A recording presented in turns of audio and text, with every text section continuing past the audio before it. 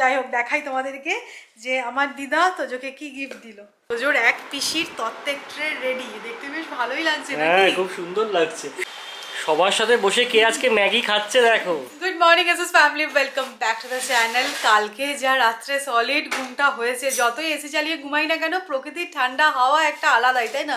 মানে ডিপ ঘুমটা হয়েছে আর কি। কালকে কি হয়েছে জানো, আমাদের এদিকে এত পরিমাণে ঝড় হয়েছে, দিদিদের বাড়িতে একটা বড় জবা গাছ ছিল সেটা পুরো উপড়ে গেছে।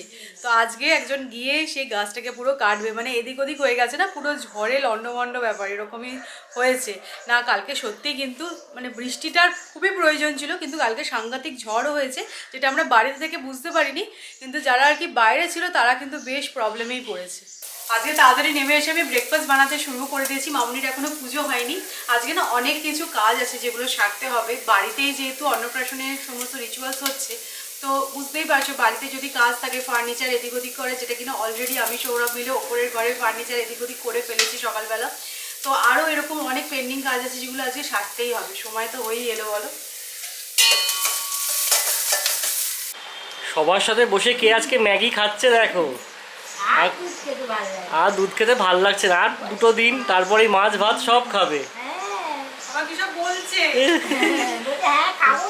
দিদার সাথে গল্পে মশগুল এখন।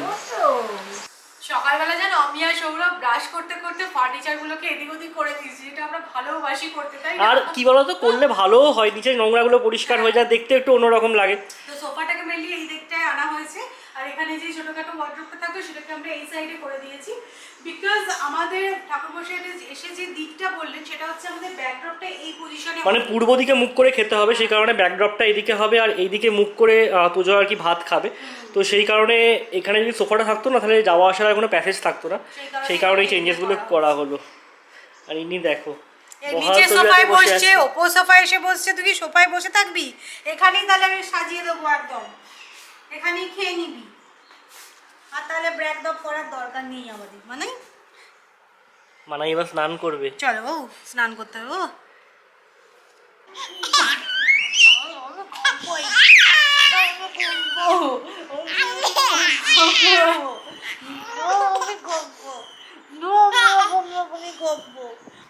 এই ফ্রেমসগুলো না আগে আমাদের সিঁড়ি দিয়ে উঠতে গিয়ে হ্যাং করা থাকতো, বাট এখন তো ওখানে নতুন ফ্রেমস চলে এসছে।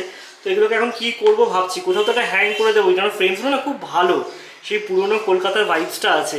মানে এই মিনি বাসগুলো তো এখন দেখাই যায় না রাস্তায় প্রায়, সেই লাল হলুদ মিনি বাস ট্র্যাম।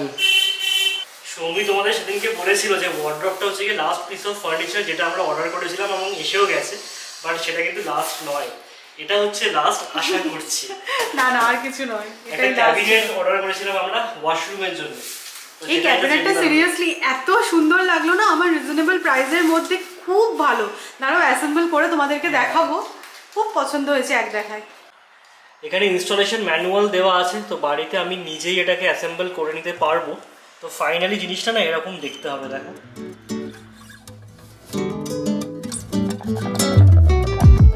তো আমাদের ক্যাবিনেট দেখো অ্যাসেম্বল করা হয়ে গেল, দেখতে কিন্তু বেশ সুন্দর, তাই না? আর এই মেটেরিয়ালটা হচ্ছে কি এমডিএফ, তাই জন্য ওয়াটার রেজিস্ট্যান্ট, জলে ভিজলেও কোনো প্রবলেম হবে না। এটা না 1000 টাকার ভেতরে দাম, জানো তো অ্যামাজনে। তো আমি তোমাদেরকে লিংক দিয়ে দেবো। এটা মনে হচ্ছে টিস্যু হোল্ডার, কারেক্ট। আর নিচে দেখো একটা পাল্লাও আছে। হ্যাঁ আমি ভাবছি এটা পুনের বাড়ির জন্য এটা নেবো। কোথার জন্য বলো তো? ব্যালকনি। হ্যাঁ ওয়াটার রেজিস্ট্যান্ট যখন তখন তো ব্যালকনিতেও রাখা যেতে পারে, তাই না? তারপর এখানে শার্টার গুলো রেখে দিলাম, উপরে স্প্রে টে গুলো রাখলাম, ভালোই লাগবে দেখতে। উপরে একটা প্লান্ট দিয়ে দিলাম, খুব সুন্দর হয়েছে, কিউট সা, দারুণ।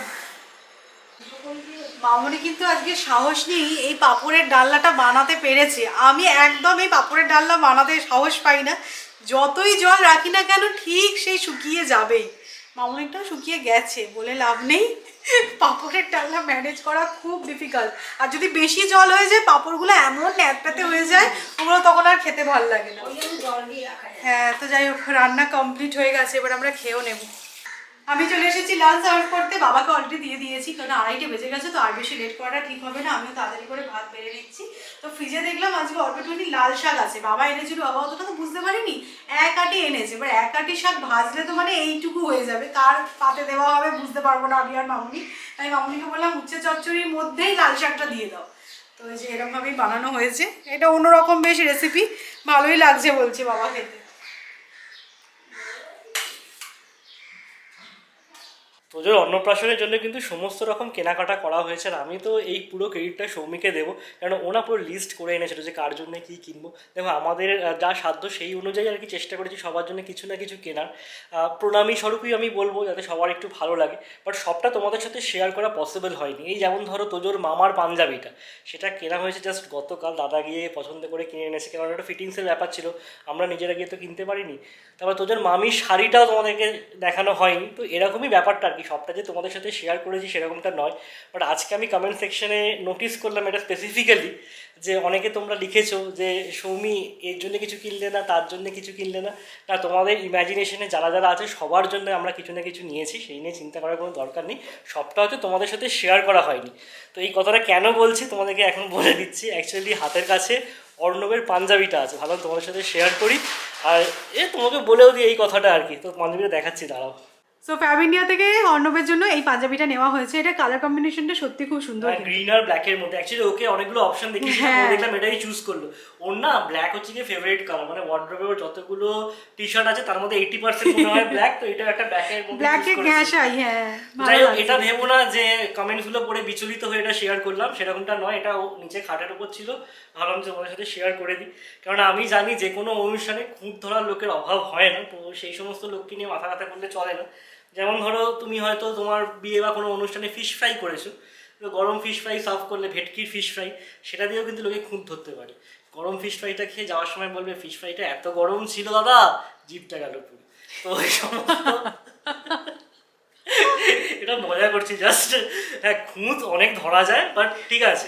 না গো, সত্যি অনেক শপিংই করেছি, সেগুলো আর দেখাইনি। হ্যাঁ, আর শাড়িগুলো স্পেশালি কেন দেখাই বলো তো, তোমরা খুব ইন্টারেস্ট নিয়ে দেখো, ভিউজ পাওয়া যায় শাড়ি দেখালে। যা করছে সৌরভী বাড়িটা। তোমাদের কমেন্টগুলো পড়ে যেন আমার মনে পড়লো, সত্যি তো কালকে তাড়াহুড়ো করেছে কারুকাঞ্চনে গেলাম তোজোকে দেওয়া বড়দার গিফটটা আনবো বলে, তো সেটা তো তোমাদেরকে দেখালামই না, বললাম যে বাড়িতে গিয়ে দেখাচ্ছি। কালকে কি হলো বলো তো, একে তো এই বৃষ্টি, তার মধ্যে সৌরভ খাবার পাচ্ছে না, কোথা থেকে খাবার আনবে, এই সমস্ত তালে গোলে পুরো হরিবোল হয়ে গেল। তো যাই হোক, দেখাই তোমাদেরকে যে আমার দিদা তোজোকে কি গিফট দিল।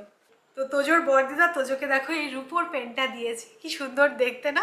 তো প্রত্যেক বাচ্চারই মনে হয় ছোটবেলায় এরকম রূপোর পেন থাকে, আমারও একটা আছে, সৌরভও বলছিল সৌরভের একটা আছে, সেটা আবার ঘুরিয়ে ঘুরিয়ে খুলতে হয়। হ্যাঁ, আমি ঘোরানোটাও পেলাম, তার থেকে আমার মনে হলো এইটা বেশি ভালো। এটা ইনফ্যাক্ট লেখাও যাচ্ছে, জানো তো, ওয়াটার রিফিল ভরা আছে। ভীষণ কিউট দেখতে। মা বলছিল কি নিবি কি নিবি, বললাম যে এমন কিছু জিনিস নিই যেটা কিনা লাইফ টাইম তোদের কাছে থাকবে, ওকে আমি বলতে পারবো যে তোর বড়দা তোকে দিয়েছিল এটা। তো ভীষণ সুন্দর দেখতে হয়েছে। আর একটা রিচুয়ালস তো মনে হয় প্রত্যেকেরই থাকে, মানে একটা থালার মধ্যে ওকে সব কিছু দিতে হবে অন্নপ্রাশনের দিনকে, টাকা, পেন, বই, মাটি, মানে যেটা ধরবে বলা হয় যে বড় হয়ে ও সেটাই হবে। মাটি ধরলে কি হয়, প্রচুর সম্পত্তি হবে, প্রমোটার। তো যাই হোক, সেটা দেখা যাবে ওই দিনকে ও কি ধরে। তো ভাবছি যে এই পেনটাই ওকে দেবো।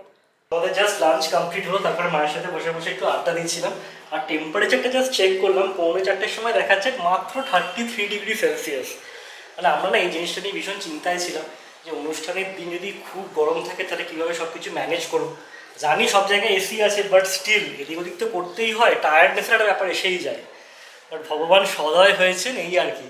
যেখানে 43-44-এ পৌঁছে গেছিলো, সেখানে তো 33-তে মনে হচ্ছে গরম জামা গায়ে দিতে হবে। মারা জানো দুবাই থেকে মামুনিদের জন্য এই খেজুরের বক্সটা এনেছিল। আমি প্রত্যেক দিনই মামুনিকে বলি যে মামুনি নিচে নিয়ে যাও, বা আমি যে নিচে নিয়ে যাব ভুলে যাই। তো মানে এটা পড়েই আছে সেই দিন থেকে, নিচেও নিয়েও যাওয়া হচ্ছে না, খাওয়াও হচ্ছে না। কালকে ব্লগে তোমাদেরকে বলছিলাম যে আজ থেকে আর আমার বেরোনোর কোনো কাজ নেই, মানে তোজোর অন্নপ্রাশনের জন্য যা যা মার্কেটিং ছিল সব কিছু হয়ে গেছে, যা যা টুকটাক দরকার ছিল সেগুলোও সেরে ফেলেছি। আজ থেকে বাড়িতে থাকবো, আর বাড়িতেও অনেক কাজ আছে বোঝোই তো। তো পুনে থেকে তো কিছু করে আসা পসিবল ছিল না, কলকাতায় এসেই সমস্তটা অ্যারেঞ্জ করতে হয়েছে। তো তোমরা দেখেছো এখানে আসার পর থেকেই রোজই আমি কোথাও না কোথাও বেরিয়েছি, বাট আমি কিন্তু তোজোর রুটিনের সাথে একেবারেই কম্প্রোমাইজ করিনি। স্পেশালি আমি বলবো, আমি যখন বেরিয়েছি আমি কিন্তু ব্রেস্ট মিল্ক পাম্প করে গেছিলাম, যাতে ওকে ফর্মুলা ফিট না দিতে হয়। তো এই ক্ষেত্রে আমাকে যে হেল্প করেছে সেটা হচ্ছে লাভল্যাপের এই ইলেকট্রিক ব্রেস্ট পাম্পটা। লাভল্যাপের এই আডোর ব্রেস্ট পাম্পটায় তোমরা পেয়ে যাবে এই ইলেকট্রিক ইউনিটটা, যেটা টাচ স্ক্রিন, আর এখানেই আছে পাওয়ার আর মোড চেঞ্জের বাটনও। এর সাথে আছে একটা ফানেল শেপড পাম্প বডি, আর সামনে অ্যাটাচ করার জন্য আছে সফট সিলিকন মাসাজ প্যাডেলটা, যার জন্য পাম্প করার সময় ব্রেস্টে কোনো রকম হার্ম হয় না। আর বেস্ট পার্ট হচ্ছে হাইজিন মেনটেন করার জন্য এই পাম্প বডির একটা প্লাস্টিক কভারও দেওয়া আছে। এছাড়া আছে একটা মিল্ক কন্টেনার, যেটা অ্যাজ আ ফিডিং বটলও তোমরা ইউজ করতে পারবে, কারণ এটার সাথে নিপল আর কভারও কিন্তু দেওয়া আছে। এর সাথে দেওয়া আছে একটা এক্সট্রা ডায়াফ্রাম আর আছে ভালভ, আর অবশ্যই তোমরা এর সাথে পেয়ে যাবে কমপ্লিমেন্টারি ব্রেস্ট প্যাডও।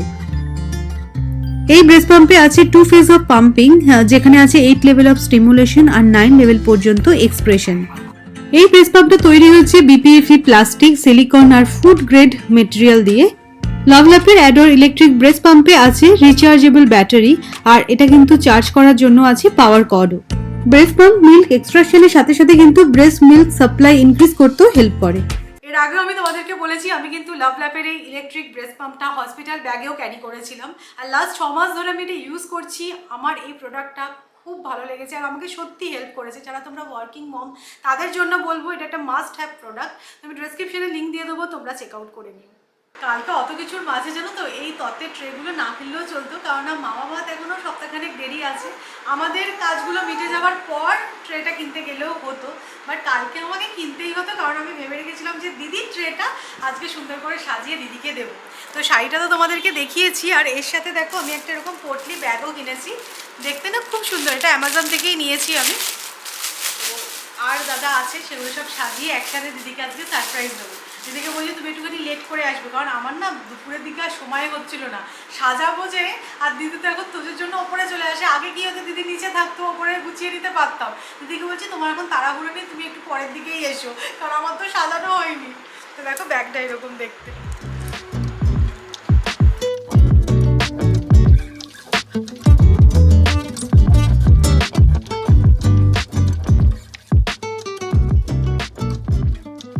আমি কিন্তু তত্ত্বের ট্রে যে খুব ভালো সাজাতে পারি সেরকমটা নয়, একদম বেসিকভাবেই আমি সাজিয়েছি। জাস্ট বলতে পারো জিনিসগুলো ট্রের মধ্যে প্লেস করেছি।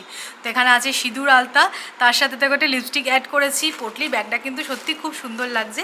আর কালকে গেছিলাম না শ্যামবাজার, ওখান থেকে দেখো কালারফুল এরকম টিপের পাতা এনেছি, তো এটাও দিদিকে দিয়ে দিচ্ছি। আর শাড়িটা তো এইভাবে ভাঁজ করে করে রেখেছি।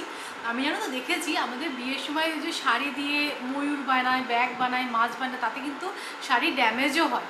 তাই এক্সপেরিমেন্টের দরকার নেই, এরমভাবেই দিয়েছি। ভালো লাগছে কিন্তু দেখতে ট্রেটা, বেশ না? ভালো লাগছে।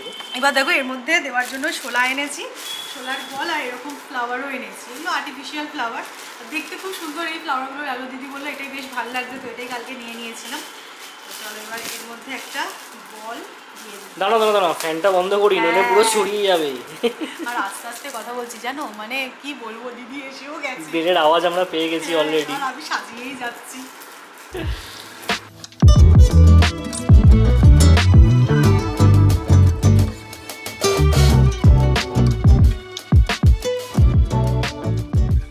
এক পিসির তত্ত্বের ট্রে রেডি, দেখতে বেশ ভালোই লাগছে। হ্যাঁ খুব সুন্দর লাগছে।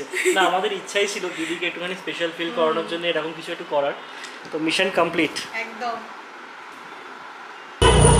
আমাদের ট্রে সাজাতে এতটাই দেরি হলো, দিদি আবার বেরিয়ে গেছে, আর একটা কি দরকারি কাজ ছিল সেই কারণে। আমরা নিতে এসেছিলাম সিঙ্গারা, কিন্তু দেখলাম যে বাইরে সিঙ্গারার ঝুড়ি নেই। তো আমরা সিঙ্গারা শেষ, অপোজিটে ফুচকা দেখতে পেয়ে আমি আর সৌরভ ফুচকা খেয়ে বাড়ি ফিরলাম। ফুচকার অবস্থা খুব একটা ভালো নয়, অলমোস্ট শেষ হয়ে এসেছে।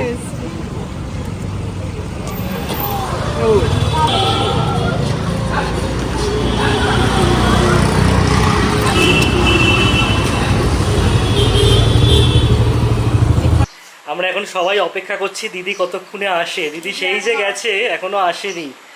তো জো সবাই বলেছে তোমার হাসি নাকি একদম ভুবন ভোলানো, একটু হেসে দাও।